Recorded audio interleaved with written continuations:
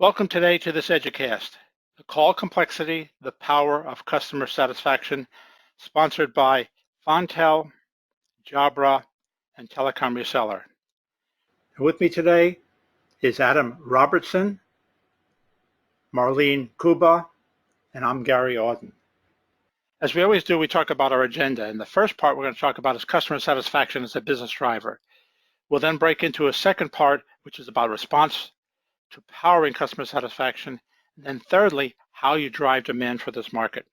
So let's start off with the first slide here. Adam, what is influencing customer satisfaction today? Hey there. So one of the biggest things that we're seeing as a drive from our customers and what they're trying to change is the way customer satisfaction is being viewed as a competitive difference. The biggest reason for that being is, there's some basic principles. It's always cheaper to keep a customer than it is to find new customers.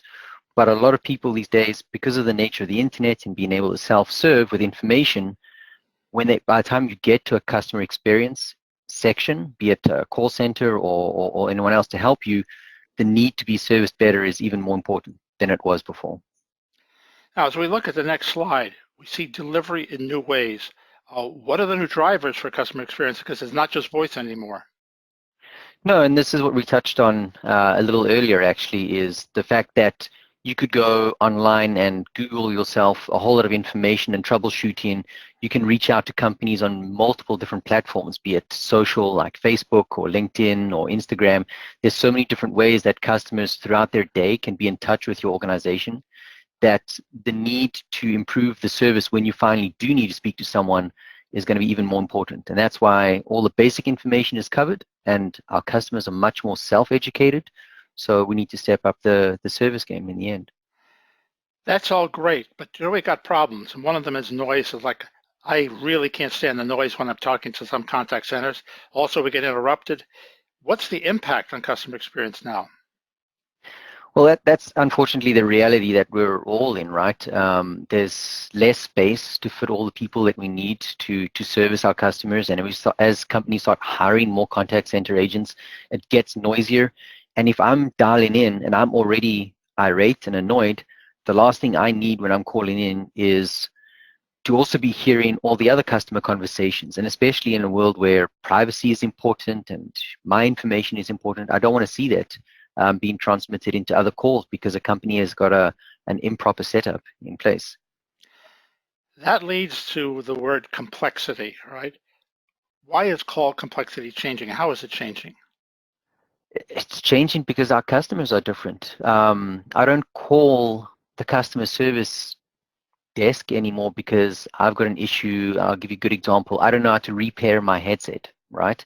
I can easily find that information now online, thanks to how easy it is to self-serve. So when I'm calling the call center agent, my problems are bigger, which means we need to have more qualified call center agents.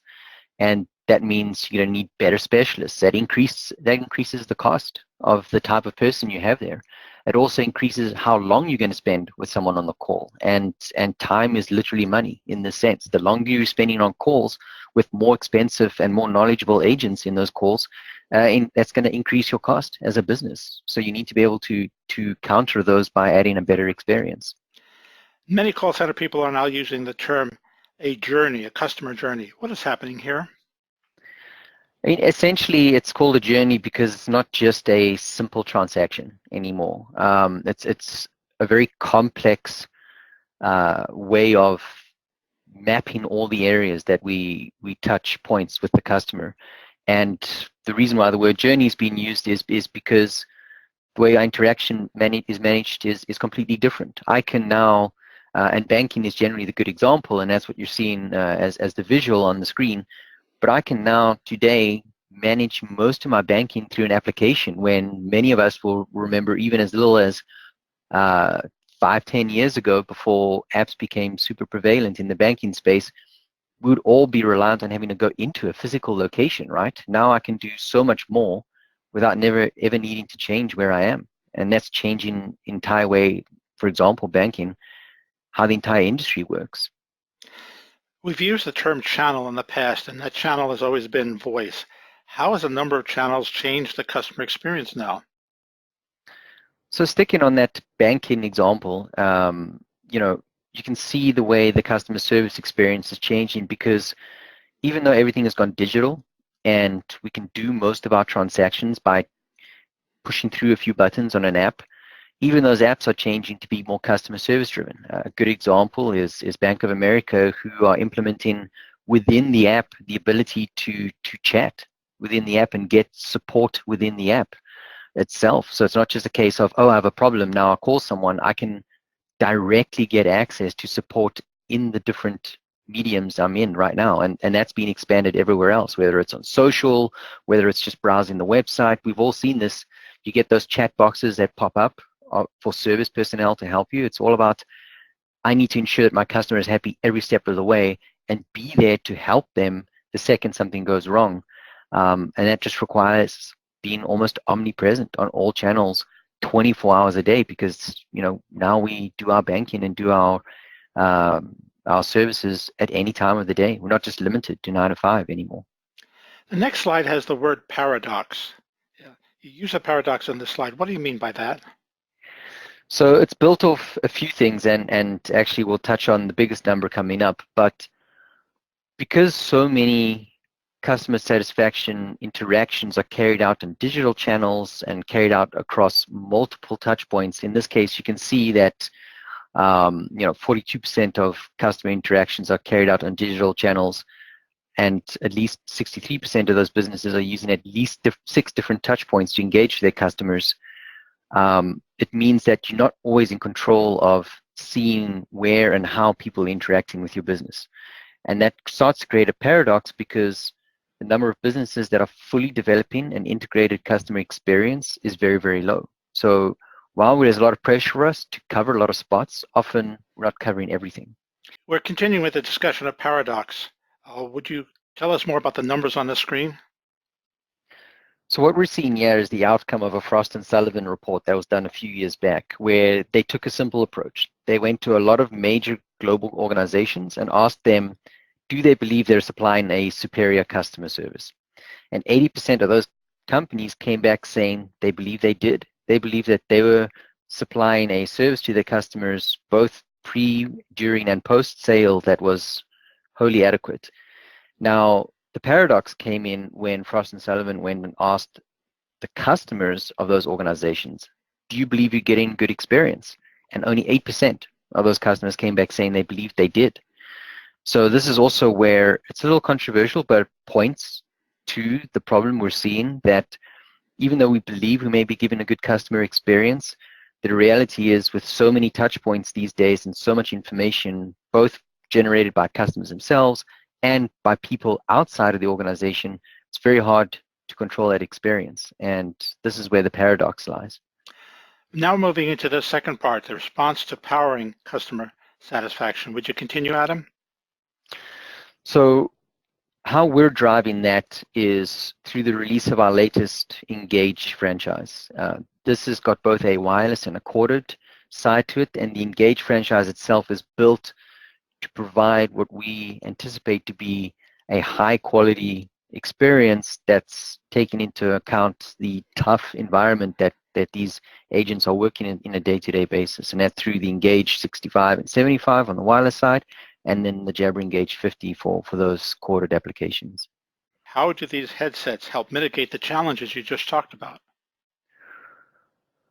Well, the biggest challenge in that is looking at the wireless technology, and that is built to actually drive more headsets in denser spaces, because of the need in the real estate demands for these companies to have more agents in a certain space.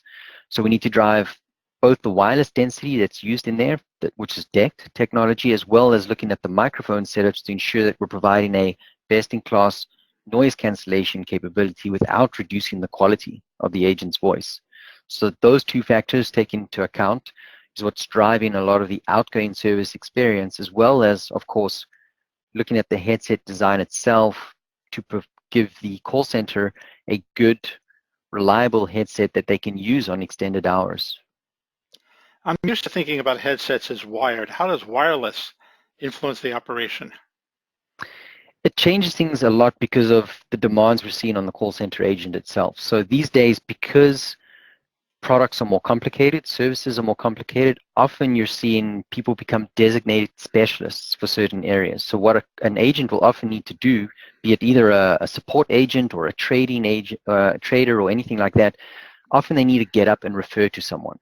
So by having a wireless device, you give them the flexibility to actually become mobile, get up from the desk, go to the specialist, be able to liaise with the specialist, have a question answered, and then get back to the customer immediately.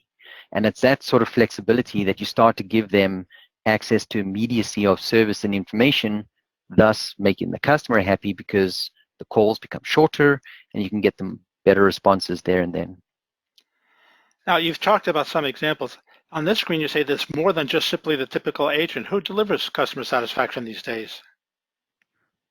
Depending on who you ask, you could say everyone, right? But in the end, the front line is split across how we define whether you're in a conversation or in a high concentration environment, and also where you are on the value creation chain. So there are those people who are the agents or the counselors where they are still very cost driven. There's a large number of support tickets they need to drive through, and they need to get through those support tickets as efficiently and as effectively as they can. But then when you go to the other side of the spectrum, there are those people who are not necessarily dictated by how many calls they're getting through in a day, but more on the value of how those calls work. So if you're looking at a trader or an advisor where those calls are worth millions, sometimes even more if they're doing high volume, high value trades, then you're looking at a different kind of satisfaction being driven. But the pains that they all have are the same. They need to have that good quality conversation. They need to have the ability to work in dense, tough environment, and they need to supply an experience to the customer on the other side that makes that customer feel like they're the only one. Now, let's talk about some of those challenges, and I'd like to bring up noise first. What's the impact of noise? The impact of noise is one, that it interrupts the call. Two, it also interrupts the attention span of the agent themselves. So when both those things are happening, what you end up with is a call that's never really operating at 100%. And the challenges, and this image that you have here on the screen perfectly visualizes that, is that even though we're not technically factory workers, the factory principle is still applied to our offices and our call centers, where we're all set up in rows, we're all set up in lines, and we're packed tightly amongst each other, and we're all busy going through the building of knowledge, the manufacturing of knowledge, and sharing that. And that affects our ability to work when it's noisy. It's just a different type of noise, obviously. I hate interruptions. They make me lose my train of thought. Do you have any comments on the interruption issue? Well, the biggest of which is concentration. And when you have an agent that is not fully engaged because they're being interrupted, then you're going to end up with them never fully delivering a 100% quality level of service. And customers these days, because of how demanding they are, will immediately touch on that and feel like they're not getting the best, and in the end become unhappy because you do need absolute attention from the person you're speaking to. The third challenge I think is also very important, is not having the right information at hand at the right time. And that's where we change and build and continue to grow on things like the ability to loop in a supervisor into a call. These are all parts of functionality that are built into the Engage platform as a whole, looping in supervisors, looping in specialists, the fact that we put a lot of effort behind the wireless side so that they can become flexible and walk and communicate with the right information holders. All those sort of things are things that we're looking at to help counter this number that you see there, the fact that 52% feel they don't have the right information. And it goes beyond just training. It's about, how do I bring in the right people when I do want to get that information? We've talked about three challenges. How are the Jabra headsets engineered to produce this customer satisfaction? So we've touched on this actually quite a lot throughout the calls, but to summarize it, firstly, it's about having clear calls in and around the office space that they're in. And that's delivered both by ensuring that the digital sound processing and the microphones itself are canceling noise, and the fact that we have a long flexible boom that allows you to position it the correct way in front of the mouth. But more importantly, it's also about focusing on the wireless connection for a whole variety of different reasons. One is that you need to have a stable connection in these densely packed environments because dropouts affect things. You can have amazing sound quality, but it's all worth nothing if you're going to be having dropouts the entire time. On top of that, depending on the type of business you're in, you're also looking at the security of that connection. And that's where the Engage products have a high level of encryption built into it because a lot of conversations, again, are private. There are a lot of features in there that are built to support the productivity. Like we say, for example, the ability to loop in other callers and to be able to hot swap headsets. And then, of course, for the agent themselves, we do focus on a lot of things about ease of use, comfortability, and also some basic quality things like a busy light to show them I am busy, don't interrupt me. Adding those visual notifications and cues into the headset also helps with helping people focus and get things done. We're now moving into the third part, driving demand in the market. Marlene, what's the value of logging into this Jabra site for us? Great. Well, one of the great features about the Engage series, it's part of our robust product portfolio, and we have a platform for our reseller community known as Jabra One Zone to access lots of great information. The first thing is that Jabra One Zone is open exclusively for authorized Jabra partners. You can access this at onezone.jabra.com and easily get started. Once you are logged into the Jabra partner platform, you can access great information, starting with custom campaigns, such as our Engage series, which I'll go over in the next slide. We also have online training in our Jabra One Rewards program. The Jabra One Rewards program actually allows our reseller partners to earn points for selling products such as the Engage series.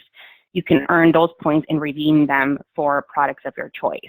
So it's a great step if you are currently not an authorized partner. Get started at onezone.jabra.com. I like the word toolkit here. One of the things I would hate is just simply drop ship. How does this toolkit help people and what do you offer? So as Adam covered, there's so many great pieces from a proposition standpoint on our Engage series. In order to get a custom campaign with tools to enable your message out to your customer base, we have everything bundled in one section. You can log onto Jabra One Zone, click on the Marketing tab on the navigation bar, and on the drop-down list, all of our campaigns will appear. From there, you will click on the Customer Satisfaction with Jabra Engage campaign and click on Read More. You will then be directed to a page where all of the sales and marketing assets are available at your fingertips. And at the very bottom, there's also a summary toolkit that has lots of benefits and features, which I'll go over in the next few slides. What I think is beautiful is your campaign ad sets. You have a video. Would you tell us about that? Absolutely. So nothing is more powerful than actually seeing the product demonstrated. It's the best next thing if you aren't able to see it in person. So we actually have this video embedded in the EDUcast description, and the video is really, really high level. It takes you through the product positioning, the product benefits, and it's really beautifully done. So I would ask each of you that are listening to this EDUcast to take a moment to take a look at that video. You're continuing with assets. You have a whole bunch of pictures here. How do they help us in lead generation? Absolutely. So the Jabra Engage professional wireless headsets are, again, engineered specifically for people who talk to customers throughout the day and enable them to deliver higher levels of customer satisfaction by offering them superior call quality, office mobility, and features to drive productivity. As you can see here, we have lots and lots of images on here. Within these images, they sort from lifestyle, contextual, and actually product standalone images. These images can be used for different emails, web banners, or you can incorporate them individually within your email signatures. But what you'll see here is that there's different wearing style images as well within the mono and duo set, along with over-the-ear wearing style. You can use different collateral pieces within the marketing toolkit, as I mentioned earlier, that's located on Jabra One Zone, where you can boost awareness and demand. Visit Jabra One Zone. You can download the full campaign materials where you can promote the solution, tell the story, and then prove the value of the Engage series. I'd like to provide some contact information. Sam, who is the Fontel Account Development Manager, and here's some contact information. I'd like to thank everybody for participating in this EDUcast. I think it was very informative. Thank you very much.